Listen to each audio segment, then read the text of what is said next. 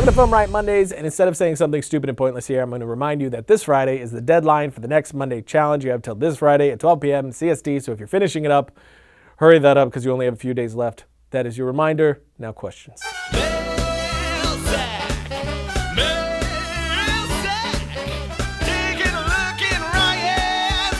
First question, what time of day do you feel most creative? Usually for me, for some reason, it's at midnight or 2 in the morning, so usually that's the time that I write a lot of my scripts and really develop ideas. P.S. FilmRiot is amazing and better than ever. First of all, that's very nice. Thank you for saying so. And for what time of day that I'm most creative, I think it varies. It's not so much the type of day, it's a time of the day where I have no distractions, where I'm left alone and I'm able to relax for a second and sort of get into a flow of creativity. That's often very late at night for a lot of creatives because that's when the world sort of shuts up for a second and you can really hone in on what you're doing without distractions. Even Twitter and everything else calms down. There's less distractions all around. So often it is nighttime for me as well, but there are times where it's first thing in the morning or on the weekends when I come into the office and no one else is here and I can just sort of fall into some kind of creative routine and really dive into what I'm doing. That's when I feel the most creative, when I can shut the rest of the world out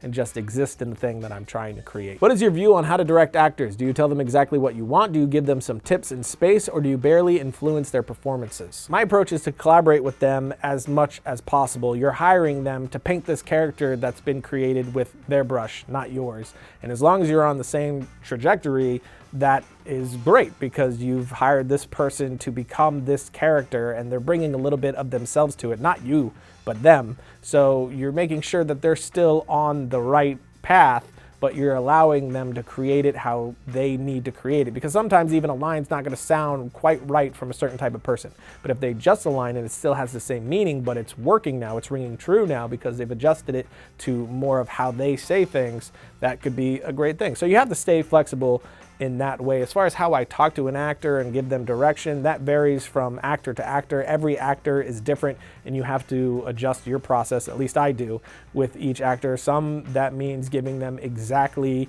to the T what I want to see happen. Sometimes it's very vague and sort of pointing them in a direction and letting them go to see what they do with it. Sometimes it's by giving sort of things that they can relate to that may not have anything to do with the moment. There was a killer moment. This guy's a killer and he was reacting to something. It was actually Todd and Tell, and the direction I gave him was, you know that feeling you get in the pit of your stomach when you think you're caught in a lie? That's what this character is thinking right now. And that gives him something he can use. But not every actor is going to respond to that. It's different with everyone. So for me, it's always a process of discovery with an actor I've never worked with before. So you just find out what they need from you, and then you try to give them that so they can give you the best performance they can possibly give you. Which part of the production is, in your opinion, really underrated? By brand new filmmakers, I would say sound. So many people do not give enough attention to sound. It becomes the redheaded stepchild within production, and then you get into post-production and you have just this garbage audio track that you can't use. And when you're very new and on next to no budget or no budget at all, ADR is just probably not going to work out unless you are extremely skilled in post-production sound. Even some of the pros don't nail it and you can tell that it's ADR. So that is definitely something that I think needs to have a lot more attention. I talk about that on the show all the time. Bad images can be forgiven, but bad audio totally wrecks a production. So that's something that people need to be thinking about a lot more. What would be the one biggest piece of advice for screenwriters? As far as writing goes, that's something that I'm still trying to learn myself. I'm constantly pushing towards being better and really figuring that out. It's definitely a difficult landscape. And for me, it's about finding the right resources to help you navigate that and learn. There's a lot of books out there that the further along I get in my career, the more I realize they're pure garbage. But there are two resources that I have found that I'm absolutely in love with. The first one is Script Notes from John August and Craig Mazin. It's absolutely amazing. If you want to write or be in the film industry at all, you should be listening to this podcast and on John August's site. I've said this a lot. It is tremendous. And the other is Aaron Sorkin's Masterclass, which is really fantastic. Can't suggest it enough. It's only $100, and for what you're getting, that's pretty amazing. Of course, neither of those have anything to do with me. I don't know anyone involved in either of those. I just personally adore them as a fan and student myself. Any tips on developing your directing style? That's an interesting question because I don't even know what my personal style is. I just make the things I want to make and I tell the story how I think the story wants to be told. And I've told that I have a distinct style, but I personally can't see it. I don't know what that is, and I'm not trying to have one. I'm just trying to tell a story from my perspective. So my advice would be, don't try to develop a style. Try to engage your audience the best you possibly can with your perspective. Just look at a story, discover how you feel like this story wants to be told, where the camera should be. Does this feel locked down? Does this feel like motion but smooth motion? Does this feel like handheld?